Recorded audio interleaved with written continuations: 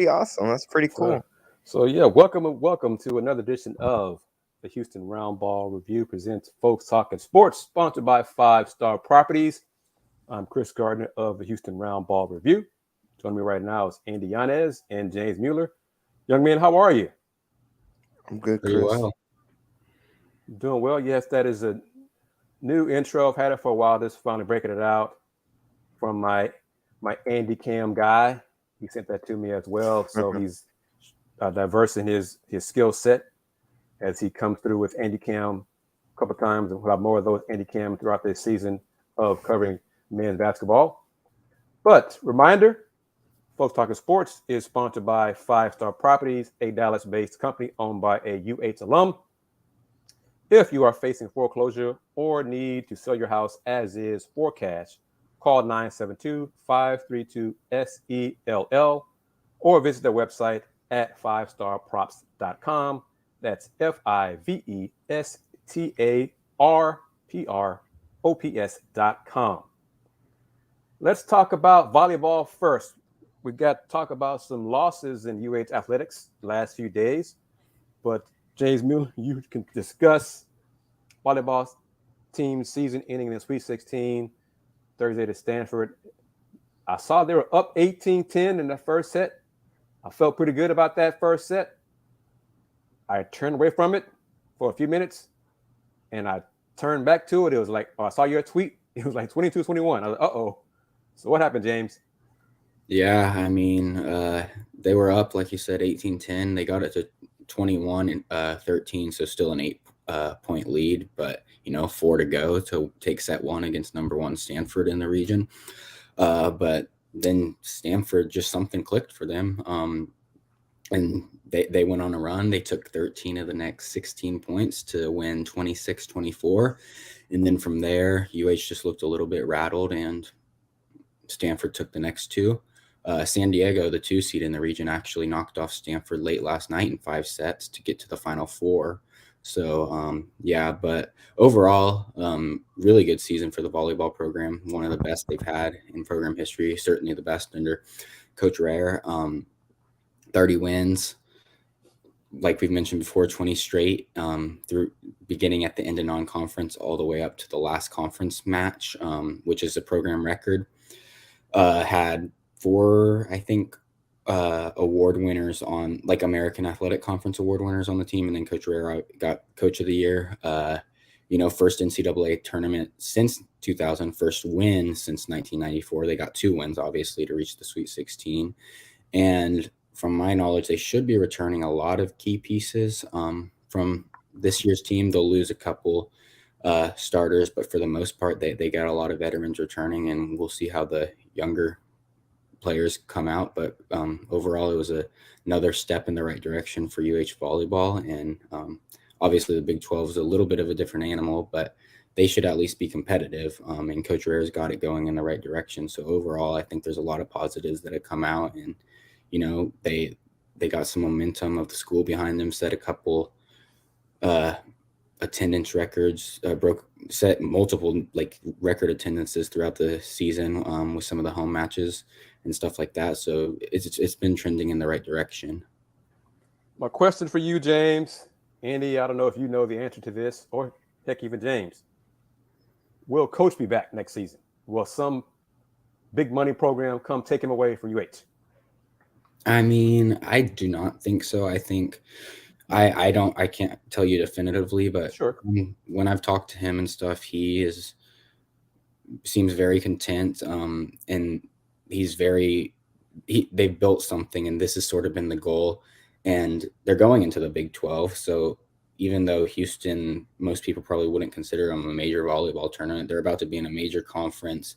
And if they keep trending in the right direction, Houston could become one of those programs. So I doubt it, just based on just sort of the staff he's put together, the pieces he's brought in, just the program has, they've taken steps that he wanted to see and sort of was his goal. So I expect David Rehr to be back and be with Houston volleyball for the future as we can see it so far. What do you think, Andy? I think that's certainly it. I think for Houston in particular, there's got to be it's something that you always need to have in the back of your mind because, especially with the success they had, uh, big time program. I know they're heading into the Big 12, and it would really hurt Houston if they were to lose Rehr in that transition. But I think it's something you always have to have just as a potential option. I agree with James. Just what I've seen, what he's been able to build with the program, kind of similar to where the men's basketball team, honestly, he kind of built that back up from nothing, from scratch, and he's been able to do something special over the last few seasons here. So it'd be something that'd be tough to walk away from, but it's certainly always a possibility. I'm going to say this. Y'all know where I'm going with it. Would I be wrong in stating that the volleyball program has accomplished what many hoped or wanted for the women's basketball program? I think that'd be fair. It would be fair to say the same thing about the football program too.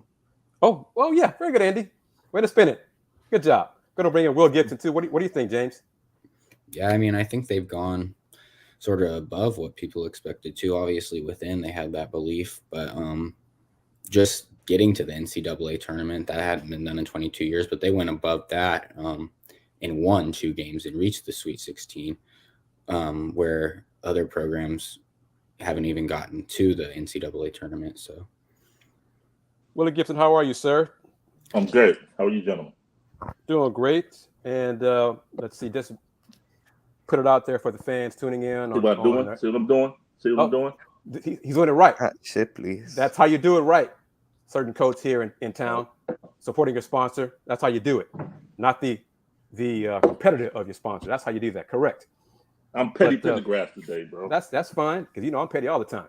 But here we are on Folks Talkin Sports on YouTube, as well as Folks Talk Sports Twitter account. And James has to leave us at the bottom of the hour, but also in this hour, Jaland Lowe will join us, and there he is right there. Young man, he's a punctual young man. But we're going to talk to Jaland for about a few things. Let's get updated on how the season's gone for him so far. And I'm going to tell him on the air, in case he did not know, as he gets a sip of refreshment there. And knowing his dad, I'm sure that's not an adult beverage because he's not old enough to drink yet, legally. So, going to bring in, without further ado, Jaland Lowe, guard from Marshall, Pitt commit. How are you, young man? I'm good. How are y'all? Doing great. Thank you very much for taking time to join us. And let me just bring this up. Your dad gave me these numbers. Let me if I can put it up real quick. But it has not been released officially yet, but no surprise to folks who follow high school basketball here in the area. Jaland Lowe will be he is on the Garvey Lewis Award watch list that, heaven help me, will be put out sometime this month. I've been trying to get my buddies to come on with me to get it on there, but I have the list. He's on the list. Just waiting for it to be publicized and pushed to the website. But these numbers, check this out, Andy, James, Will, and audience. Jaland Lowe, 27 points, 9 boards, 3 assists. 27 points, 8 boards, 6 assists. 31 points, 7 boards, 4 assists. 28 points against the number 1 team in the state. 28, 11, and 4. 28, 4, and 6. 22, 6, 9 assists, 5 steals. 37 points, 10 boards, 4 assists, 2 steals. Jaland, what happened here, man, against Side Parks? 13 points. What happened there, man? What happened there? This is a bad game overall. It was just it was a low-scoring game, so it was a little slow. So yeah, and then 17 points against Pato. That's Salt Lake 16, 4, and 5. Willy Gibson, what do you think about those numbers? Those are phenomenal. I was gonna say something like, "You sure you want to?" It's another school in ACC instead of Pitt, but I'm not. I'm joking. I'm joking. Stick to your commit. Stick to your commit. But that's phenomenal. That's phenomenal. And most of those only had 2 losses in that. If I'm looking at it right, Jaland? Sir? Those only had 2 losses right there in those. What's that? 1, 2, 10 games. Yes, sir. All right, putting up numbers and helping this team win. So that's important as well. So how is the season going for you so far? You and the team? It's going pretty good for us right now. We're all, I guess you could say, we're satisfied from where we're at right now. We know we need to work on to help better us further in the season, but we're all just trying to get everything right now to prepare for district and for playoffs soon. When is the first district game? District for us starts on the 20th. Are you on holiday break right now? Yes, sir. We have not for school yet, but we have finals this week. This is our last week for finals, and then we're off. Andy, James, go at it. Ask Jaland Lowe some questions. I guess I'll take a crack first, just in terms of overall what's been one area. It's still early in the season, but maybe what do you feel has been your biggest strength so far early this season? Probably playing my speed and how I want to play that's probably a huge part that is helping me, not letting teams try and disorient my game and try and speed me up too much or let different defenses distract me from playing my game. So I think what I've been doing to keep myself composed and everything like that is probably one of my biggest strengths so far. And real quickly, James, if I could follow up, just how did you? I'm sure that had to have been a process to be able to be comfortable. I'm sure early on there was points where you felt maybe the way the games went, you would be rushed and stuff like that. How'd you go about working at that to be comfortable at that level, to not feel the need to rush? Well, it's just been instilled in me throughout my really throughout my life to play at your own pace. And this year I had to really focus in on that since I have to be on the ball a lot more than I was last year or a couple years ago. So really, I just try and just know what my game is and just try and stick to it. Try just at the most, just stick to it. But I mean, it's just really been instilled for me from a young age to try and just work on my pace and play my game. James, have any questions for Jaland? Yeah, sure. I'll throw one out there. I'm sure, early on in your career, a lot of it's about, getting noticed, trying to just on college's radars. How much has it helped, just take some pressure off now that, you're committed, you sort of know what your future holds in some sense, just allowing you to play out this season more loosely, I guess? It took a lot of pressure off, to be honest, because I would say I wasn't getting the attention I wanted to at the time for colleges and to get what I wanted, but I got what I wanted now. I'm still playing to get ready for the college level, but knowing that I've committed and that everything's gone smoothly, it's taken a lot off. Jaland, how often do you hear from your future coaches at Pitt? Probably every other day, every 2 days, probably. Yeah, I hit them up sometimes. They hit me up. We talk about their games they play and how they played. They ask how I play. They both, the assistant and head coach, talked to me today. So we stay in contact a lot. Does your dad have anything to do with that, or do you contact them on your own? Oh, it's me. He's a little out the way, but yeah, it's just me and them. It's just between us. Willie, you got any questions for Jaland? Oh, we lost you. Can you hear us? Can't hear him. No. Can you hear us? Nope. He hears us, but we can't hear him. See, Jaland, the issue is Willy Gibson is a Tar Heels fan. So, some of your Pitt boosters might have hacked into his microphone system and mess with his audio. That's what that is. We'll try logging out and come back in, man. I don't know what it is about Will and us. That's right. Last two shows, we've had issues with him and audio. That's really weird. But what does it mean to hear that you are also on the Gavin Lewis watch list for the 2023 award? I mean, it means a lot to me. I mean, as a kid growing up, seeing my dad coach players, watching high school basketball, seeing all really the top guys in Houston, have a chance to win this award. And now being here in my position, I'm just really glad and grateful that I'm here now. Let's go to Will. How about now, Will? Oh, okay. Well, further, I'm sharing some inside info with the audience. Top 50 announced. Like I said, I have the list this month, hopefully, and we'll cut it down to 25 in January, maybe probably the end of January, and then we'll have a top 10 late February, March, and then we're going to have our award reception and announce the winner Wednesday, March 29th. That'll be the day after the McDonald's All-American Games for the boys and girls taking place at Fertitta Center on the 28th. Mm-hmm. So our reception will be at a place to be determined.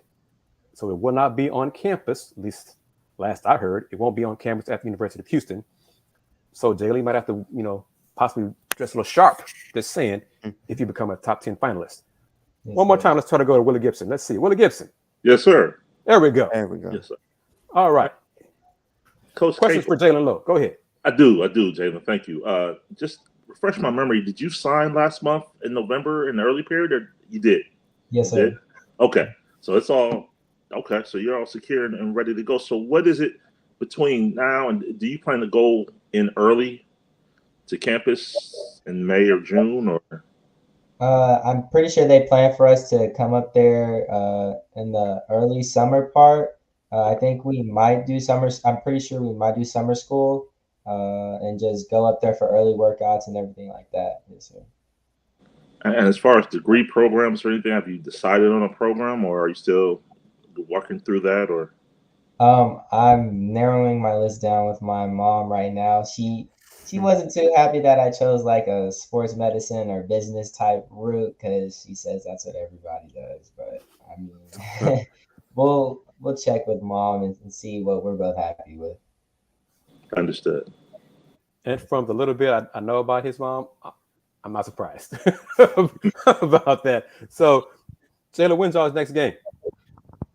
The 20th. That's our first next game. We have a little bit of a break right now for finals and stuff this week. So next game is on the 20th. Against who? Lamar Consolidated. All right. And where's it going to take place? You know what time starts to? It's at Marshall. I can check for you right quick. Okay. But yes, it will be at Marshall on the 20th after break starts. And it starts at 1:00. 1:00. Okay. Yes, Since that's really holiday break, so it's a little earlier start than usual. All right, that makes Kris, sense. I have one more question. This is just something that popped into my head. But Jayla, I'm curious, how often do you guys practice during the week?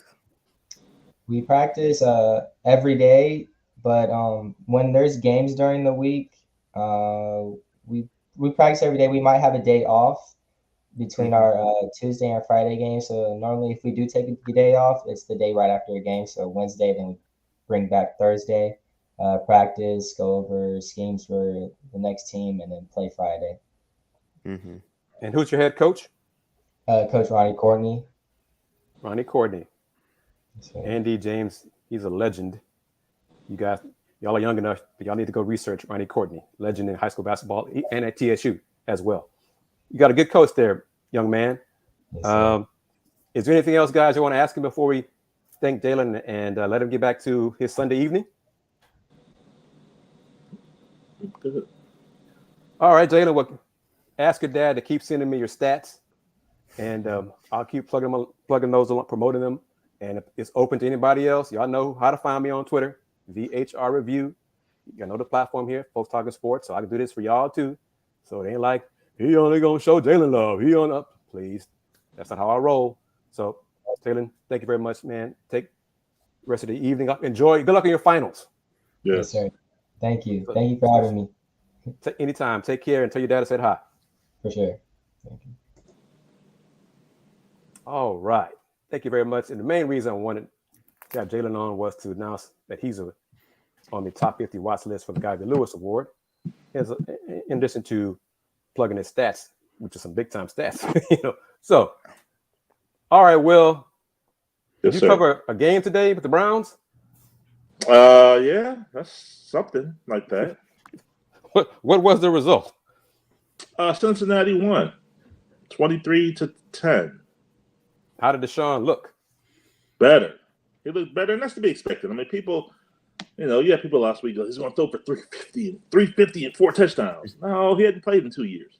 Right. So he looked like somebody who hadn't played in 2 years. But today, he looked better. He had a bit of a throw that he was late on. That was a pick, driving late.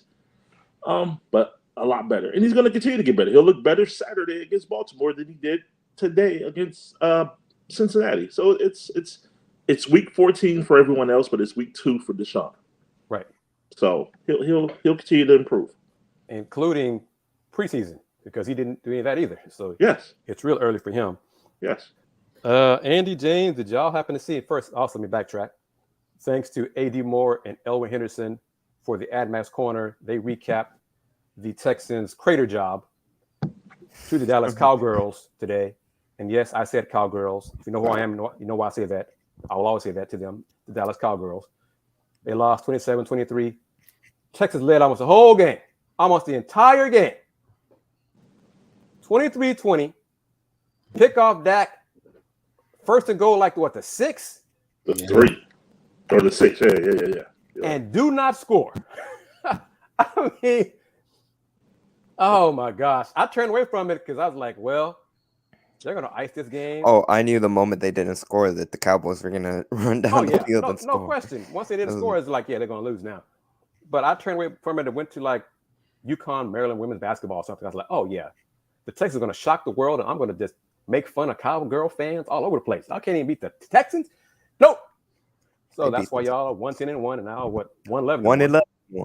111-1. James, what are your thoughts on that? Play calling didn't make sense down at the goal line, but again, the defense, 2 straight weeks, the defense has played pretty well. I mean, last week against the Browns wasn't really their fault; they lost. Yeah, and then this week, for the most part, other than the Cowboys' first drive and then that last drive, they were pretty consistent. Forced some turnovers. So yeah, overall, I mean, defense did their job. You can't win though if you can't punch the ball in from the inside the 5 with a couple opportunities. For any of you guys, well, no, I want to get James. What are your thoughts on? I'm going to shift gears to basketball. The Houston Cougars men's team will no longer be number 1 in the poll that comes out on Monday. But the sun came up in the sky today in the morning. Nothing fell on my head. The world did not burn down or anything like that because Cougs lost by 6 to Alabama, 71-65 Saturday. But James, what was your take on what you saw Saturday inside Tillman's building? Yeah, I mean, I thought it was over early in the second half, just up 15. Everything went UH's way after, Bama leading most of the first half. Just it seemed like it was going to pull away, but obviously that didn't happen. And I mean, it really hurt him. Kelvin mentioned it during his postgame when Tremont fouled out with about 8 minutes left, because not only has, he's a I wouldn't say veteran, but he's been with he knows what to do. He's been with the program a while, and he was their second best scoring option because Marcus Sasser finished like 2 of 11, I think. He wouldn't make an excuse, but obviously the goggles were playing some sort of factor. He'd flip them up when he was shooting free throws, so you could tell that they were probably fogging up and stuff like that. But he couldn't get anything going. And Jamal Shed, who finished with 19 points, went cold down the stretch. UH missed some easy stuff. The defense sort of broke down. They couldn't. Sampson described it perfectly. They just couldn't keep Bama in front of them, and led to some easy buckets for the Tide. And then, in the end, got to make your free throws. Bama did. Houston didn't. And that's how we got there. But again, I think, no, I think it's unrealistic to expect a team to be perfect all season. Sure. And, I'm sure the loss hurts UH fans because of what happened last year and just leading and stuff. But overall, I think there's a lot of learning experiences from it. And my biggest takeaway was just the crowd. I mean, imagine, next year in the Big 12 when Kansas, you got teams like that coming there. The crowd was incredible. And something that the Fertitta Center hasn't seen before. They've had some nice environments and stuff, but nothing, at least I haven't experienced anything like it yesterday. So yeah, Cougs will move forward. They're still going to probably be in the top 10. They got, sort of a cleanup game on Tuesday before another big one at UVA, who could be number 1 come tomorrow morning. Yep.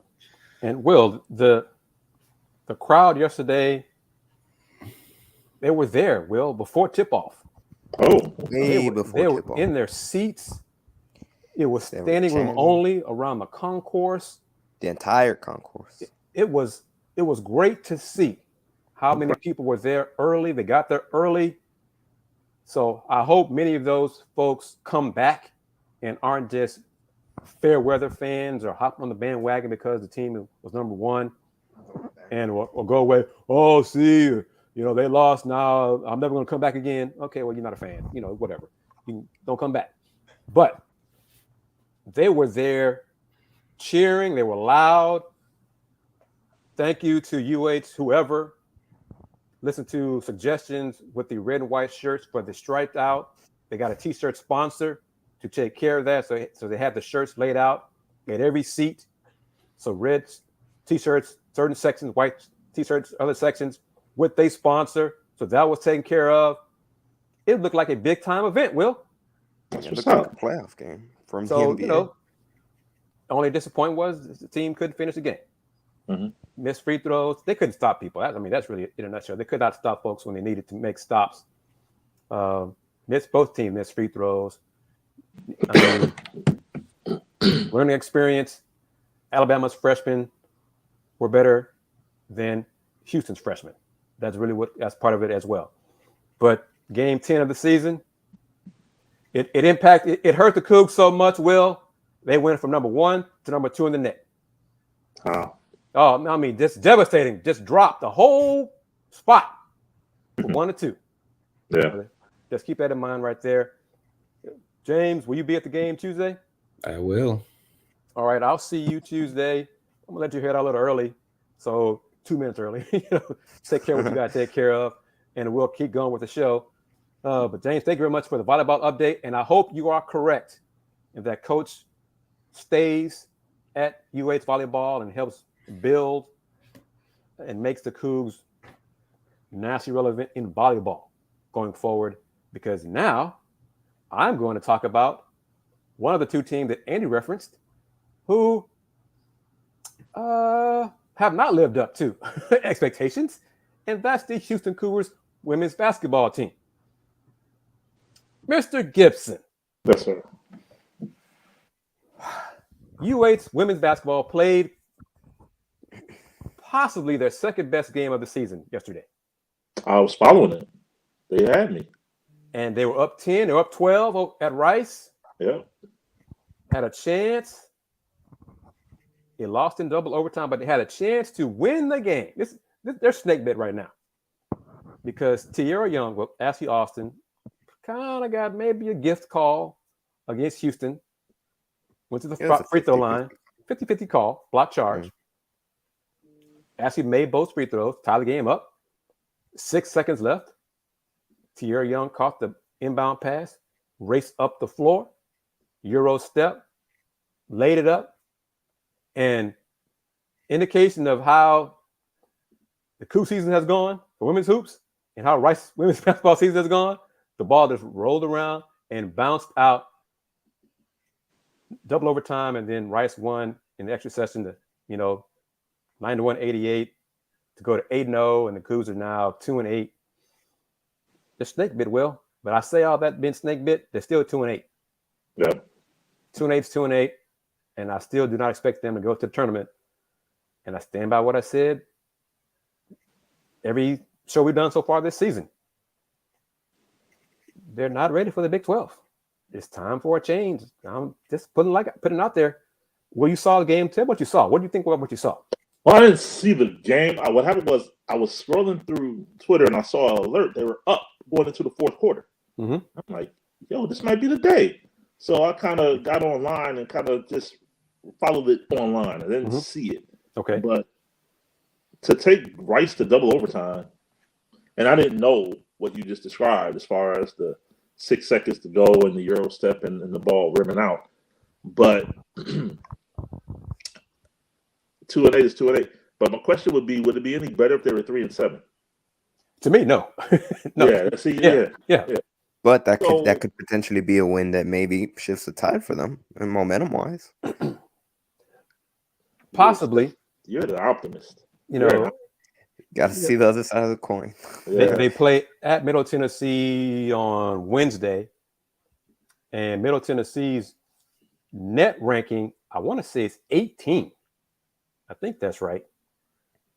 Because Middle Tennessee, they blasted Louisville within the last 10 days. Yeah, Middle Tennessee is 18 in the net.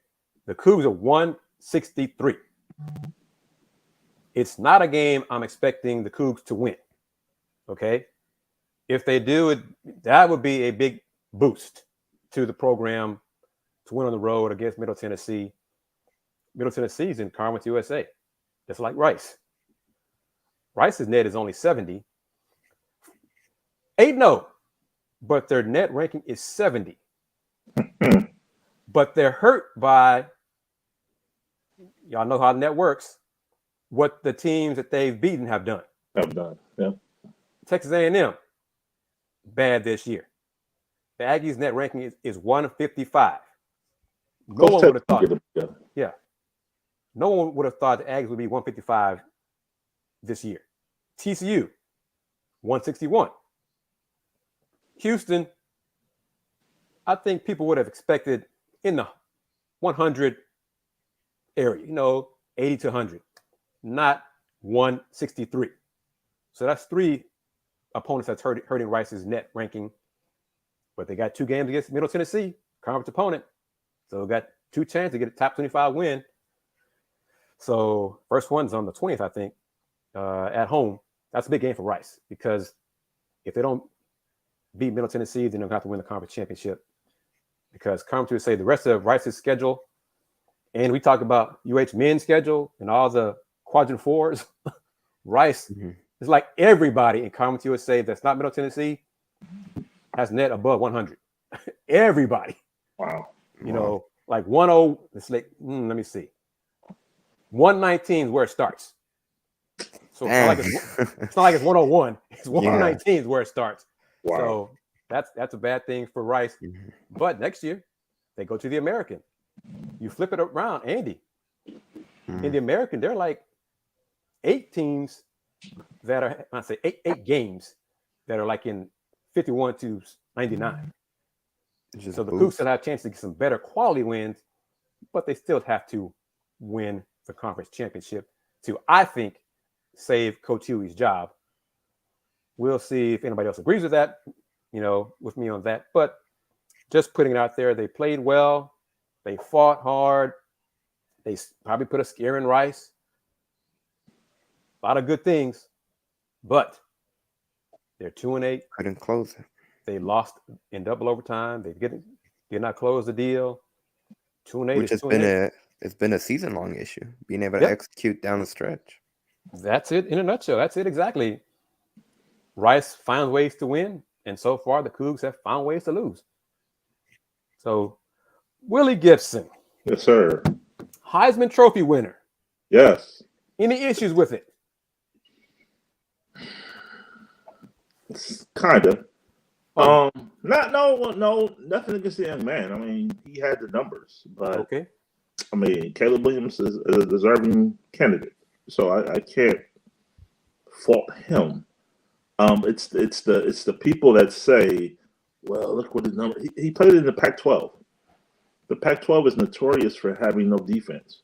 Correct. So do you take his numbers with a grain of salt? I mean, credit the young man. Credit the young man. He only played who was on the schedule, and he performed well.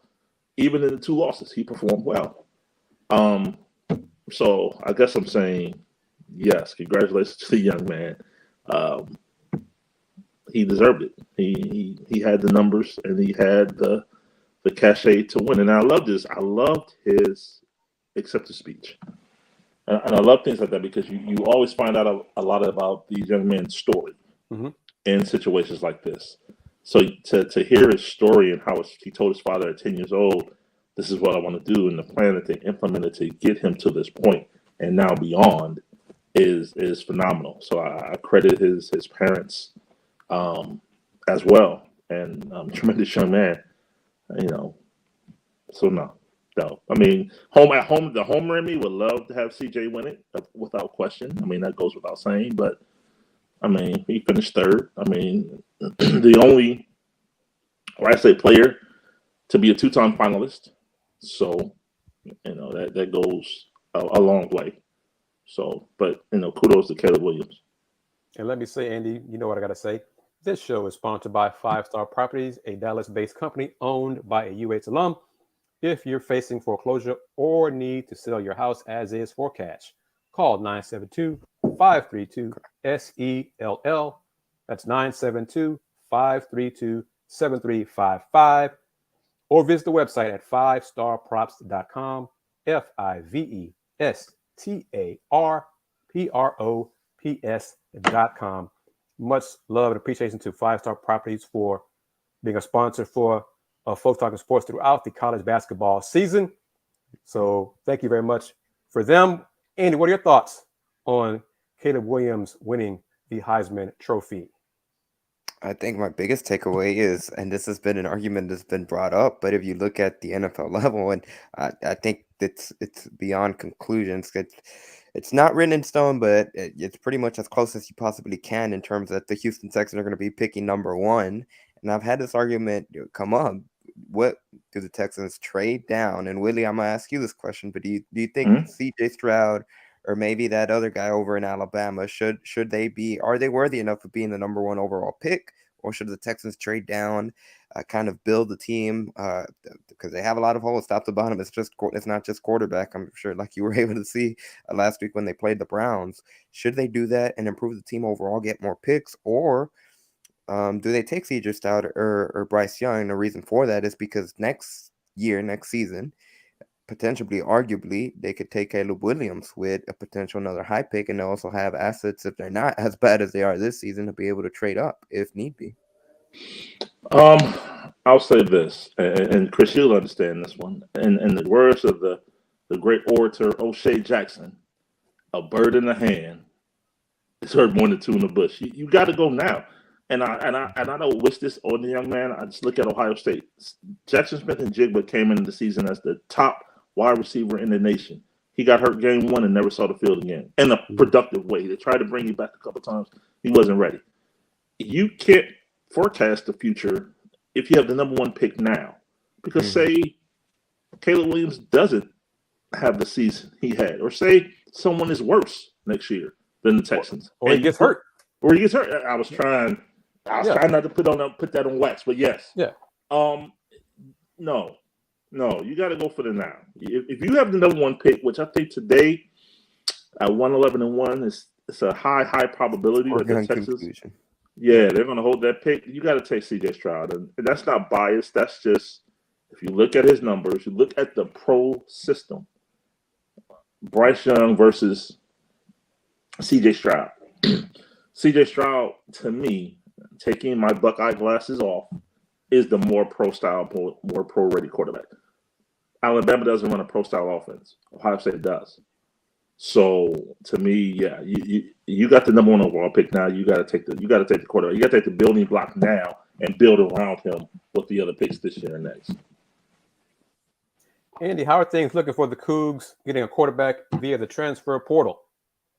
Well, that's interesting because these days always end up running. I believe we've only been a week removed from when Dana Holgerson spoke with reporters, Mhm. and I believe it was on Monday when he said obviously they're going to be active in the transfer portal in an effort to get. He said in the perfect world they'd get two new quarterbacks in here to be able to compete with Lucas Coley because really when you look at that quarterback room. Clayton Tune, who's been the guy for Houston since Derek King left, going back to 2019. He's going to be heading into his next chapter in life. So will be Ike Agbagu. I'm probably still butchering his last name. Apologies for that. But he's going to be a senior. He's moving on as well. And one of the other backups in Hallman Edwards, entered the transfer portal, so he's not going to be back. So I think the one name that really caught my attention, and I believe Mark Berman from Fox 26 was the first, or at least he was the first person I saw that had reported it. But there's a lot of interest in Texas Tech quarterback Donovan Smith, who apparently was at the Fertitta Center yesterday in the building for Houston and Alabama. Dana Holgerson, I saw Doug Belk walking out on top over the upper concourse. So they had a lot of recruits. It was a big day for the football team in that aspect, Whoa, being whoa, able to whoa. get recruits into Oh, that building. Andy, wait. Are you saying that the Houston Cougars football program was being proactive regarding recruits and the symbiotic relationship with UH basketball? Did you say that? They were Kris, and credit to them because that was the perfect game to do that in. And I have no context. It's just me off the top of my head, and I'm giving the benefit of the doubt. But I think that right there, when you're selling recruits, that's got to be the vision you sell. That look at that. If we can build it, get it off the ground. If you build it, the people will come because that right there, that atmosphere was crazy, and that's got to be the pitch that they're giving to these recruits. That if we can build it, if we can get it off the ground, this is how this university will rally around you. Because it was a special moment. And from also a tell crowd them, and by the perspective. way, don't watch Folks Talkin Sports because they'll tell it like it is and how we don't market football at all. But yeah, that's part of their pitch too. But it was great to see. It really was great to see. I'm glad you said They're self-aware though, because that's one of the other things Dana Holgerson said during the season that a lot's got to improve getting into that Power Five, even from a game day operation standpoint, from marketing, ticketing, all that stuff. So at least the head coach is aware of it. We'll see how that transitions, as now they have just months until they make that official jump. Go ahead, Will. Is that an anomaly? Does that not typically happen? That they don't take recruits to the basketball? Whoa, don't walk away. Don't walk away.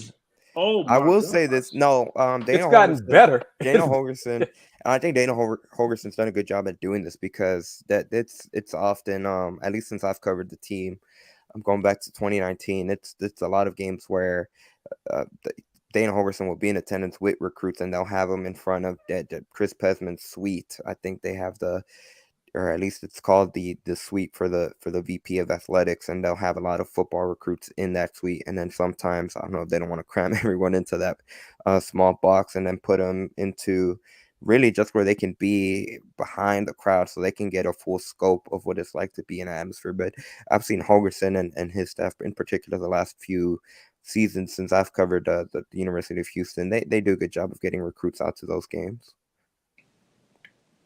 Okay. It's better than it has been, but if you're bringing your recruits to watch your basketball team rather than your football team in attendance for that says something also. Okay, so that's true. And that was my next question. Did they bring recruits in during the season? They do. They always do. Every game there's recruits because after the game they have the special pass, and they all have to when we're heading into the media room to interview Holgerson and the select players, there's always a lot of families and players that are just waiting outside of the locker room, and I'm sure the coaches and even players on the team come out and they talk more with the recruits. But I think the biggest issue for them in that aspect is just TDCU, that they have not had an atmosphere like we saw at the Fertitta Center last night in years. And I think the closest game, at least this season, for the biggest game that had the best attendance draw was going back to the home opener when they played against Kansas, where they had the biggest draw. There was still 25% of the stadium that wasn't packed because they fit 30,000 into that stadium, which obviously the max capacity is about 40,000. Yeah. But even then, because of how that game went with Kansas, it probably didn't leave a good. It didn't leave a good impression on the recruits, because there was points there where the fans started booing the coaching staff too. So I think it's probably much more impact recruiting over to the men's basketball team, and again, selling them that vision that if we can get it off the ground, here's how it could look over there across the street into the corner at TDCU Stadium. Okay, but before you make a comment to match your expression on your face. No, I'm good. It's December 11th, 2022. I don't know when the spring football game is. They need to, if they haven't made plans, start planning, promoting the spring football game. You need to get your fans involved, get them hyped up for the Big 12, because there's no Independence Bowl coming up in 12 days. Hooray, hooray, whatever. Mm-hmm. That's the American UH. Spring football game will be really the first event where you can really start to push. Hey, we're going to the Big 12 in 3 months. Okay, and we want our fans, alums, supporters to come to the spring football game and tell you the fans in the emails, because we're planning to have a lot of recruits come to this game. We want you guys there in droves, so these young men can see what a packed TDECU stadium looks like, filled with Cougar fans, not filled with Longhorns, Baylor fans, TCU fans, Texas Tech fans. So I'm saying December 11th. If you haven't already started the plans for it, promoting for it, do it. Do it tomorrow. Start it. Get it done. Get the word out. Spread it on GoCougs.com. Here, Paul Slama, Jama. Any way possible. Put it on the TikTok. All those things, because the Big 12 ain't no joke. Promotions, marketing, Houston is way behind. But Mr. Gibson, you'll be surprised to know that yesterday, the post-game show for men's basketball, first time ever, was on the UH YouTube channel. What? First time ever. I think people's complaining via Twitter, and my complaining privately. They finally got it on the YouTube channel. And it's got just below 3,000 views. So imagine that. Y'all slow? That's Race Cubes? No. It's on the UH Content Solutions YouTube channel. Okay. We have clips, but we're capped at 4 minutes. Yeah. So we've been capped, and they still never put on their own YouTube channel. But yes, and why it's called UH Content Solutions, I have no idea. Rather than I was waiting on that. Houston Athletics. Yeah, Houston Cougars Athletics. No idea. It used to be called Houston Cougars Athletics, correct? Yeah, they changed it. They changed it from that to UH Content Solutions. And yes, this is one of the people. Yeah, you gave a great idea, D-Skills. You have a great idea. I sent him a tweet in the thread, and he responded to the thread about using Go Live. And then if you want to make changes and edit and then re-upload it, do that. So, folks, we got fans, Folks Talkin Sports. We know what we're doing. Okay. And if we don't, we know people who do know what they're doing. Right. So that's part of what we do here on Folks Talkin Sports. We got a platform. And Wanda Polk, the name change never made sense to me. Yeah. From Houston Cougars Athletics to UH Content Solutions. No explanation as to why? That doesn't, yeah. We're talking about branding or lack thereof. Yes. And I'll have to tell you, gentlemen, off the air, how I found out about the name change. SEO. Because your eyes will roll in your head when you find out. No, D-Skills, his comment is perfect. Like, it's anti-SEO. Yeah. Absolutely. I mean, you look at all my clips on Pawd and Jama. There's a reason why I start most of them with Houston Cougars, whether it be basketball, football, and then the name of the athlete that's speaking. It's a big reason for that. So, but real quick, I'm going to wrap it up because I got to tell you how I found out about the name change. All right. I'm getting ready to head to Rockets Bucks. I want to You're send gonna my love that story. condolences. Yeah. Send my condolences to Coach Stephen Silas on the passing of his dad, Paul Silas. I got to speak to and talk to and interview Coach Silas, Paul Silas, a few times when he came with teams here and coaching opponents of the Rockets when he came to town. Great man, and an influential figure to a lot of folks, inside and outside of basketball. So may he rest in peace. And of course, Stephen Silas is not coaching tonight's game against the Bucks. And I'm not sure. I mean, it's his decision. I'm not sure when to be back because they have a homestand this week and next week. So I'm not sure if he'll coach Tuesday's game or Thursday or whatever. He's going to spend time with his family. Who knows? That's his decision, and it's up to him, naturally. Yeah, Coach Silas, Coach Paul Silas, LeBron James' first head coach in the NBA, his first 2 seasons in Cleveland. And prior to my time joining the team, but he definitely has made an impact on LeBron from day one. So, and among others, but I just wanted to definitely mention that. On a happier note, guess whose basketball icon was at Texas Southern's H&PE Arena this afternoon? I'm not sure. Mr. Shaq. Shaquille O'Neal. Oh yeah, Shaq was there to see his son Shakir. And check it out, Will. First 7 games of this season for Shakir, he scored a total of 7 points. Okay. 7 games, 7 points. Today, consider the opponent, but today against About 30. North American University, he scored 12. Okay. 12 points, 7 boards, 4 assists, 1 block. Pops in the building. Yep. So kudos to him. TSU won 95-47 to get their second win of the season. Like I said, it was against North American, but it was a home game, so that's a plus. That's a rarity for TSU. They ended a losing streak because after they beat Arizona State, they had won until today. So Prairie View A&M lost on the road to Northwestern, 61-51. PV was up by 5 with like 6-7 minutes to go, and I want to say they scored maybe 5 points the rest of the game. Northwestern, as in Chicago. Northwestern. Yes, yes, sir. Ooh, Chris Collins. Where did he go to school? He went to Duke. Yeah. So PV should have won that game, based on what little bit I saw. So that's like 2 games that they should have won, and they didn't. All right, closing it out here on Folks Talkin Sports. Andy Yanez, what do you have going on this week? This week, so we're going to have obviously the game on Tuesday against North Carolina A&T, so be sure to check out Let's Rate Coogs, presented by the Saxenian family, the unofficial postgame show of Houston men's basketball and football. Throughout the week, I'm sure there'll be various contents across gallerysports.com. And then also, I'll probably have to get my packing gear set soon because I'm going to be heading over to Charlottesville when potentially could be a top 10 ranked Houston team going up against another number 1 ranked team in Virginia. Yet to be seen. I'm going to see what the AP and coaches poll say tomorrow.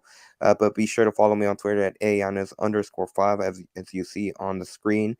And also be sure to subscribe to Pawd, Slama, Jama on YouTube if you haven't done so already. That's PAWD SLAMA JAMA on YouTube for nonstop Cougars men's basketball, football, and women's basketball content, capped off to 4 minutes when it comes to post-game coverage, but we'll continue to do so and have cool behind-the-scenes coverage when possible as well. Willy Gibson, how about you, sir? How can folks find you? Thank you, sir. You can also find me on Twitter and Instagram at WillGibson7, Facebook at Will Knows, and online at WTG Sports.com. All right. And I am Kris Gardner of the Houston Roundball Review, Twitter, the HR Review, as you see right there. Website, HoustonRoundballReview.com, Instagram, Houston Roundball Review, TikTok, Houston Roundball Review, IG, Houston Roundball Review, all those great things, Houston Roundball Review. Going to bring in everybody one final time. Thank you very much for your insight And reminder, James Mueller, Twitter is JDM2186. Let me show James some love right there. Thanks to James for his info about UH Cougar volleyball, as well as UH men's basketball's loss to Alabama on Saturday. But once again, Coug fans, those haters or whatever, what's wrong with the program or whatever, the sun rose today. It's set. The Cougs fell from 1 in the net to 2. So I think they're going to be okay. So that's all I want to say on that. I'm going to head to downtown Toyota Center to watch the end of the Rockets and Bucks. Until next week, thank you very much once again. Oh, reminder, next Sunday's show, I most likely will not be a part of the show, but James, Andy, and will carry the freight because I'll be in Dallas for the Pac-12, Big 12 challenge, basically involving Baylor, Stanford, Texas, Washington State, Arizona women's basketball, USC women's basketball, etc. So it's a quadruple hitter all day Sunday, starting at noon. So it's like from noon to midnight, basically. Wow. So I'll be up there for that. Got to show my face to the Big 12 and Pac-12. We did not talk about George Kliavkoff's insane comment about Deion Sanders increasing the valuation for media rights. Please, George, really, whatever. But he said that he meant it too. Like he was serious about TV money will increase because Deion is now at Colorado. Okay. Anyhow, reminder: this show, Folks Talkin Sports, was sponsored by 5 Star Properties, a Dallas-based company owned by UH alum. If you are facing foreclosure or need to sell your house as is for cash, call 972-532-SELL or visit their website, 5starproperties.com. So, gentlemen, have a great week. Have a fun show next Sunday without me. Andy, don't try to take over because I do plan on coming back. So just keep that in mind. One more time, there it is right there, 972-532-SELL, 972-532-7355. So until y'all come in back, fans on YouTube and Folks Talk Sports Twitter, see you next Sunday. Guys, I'll see you after that. Take care. Peace.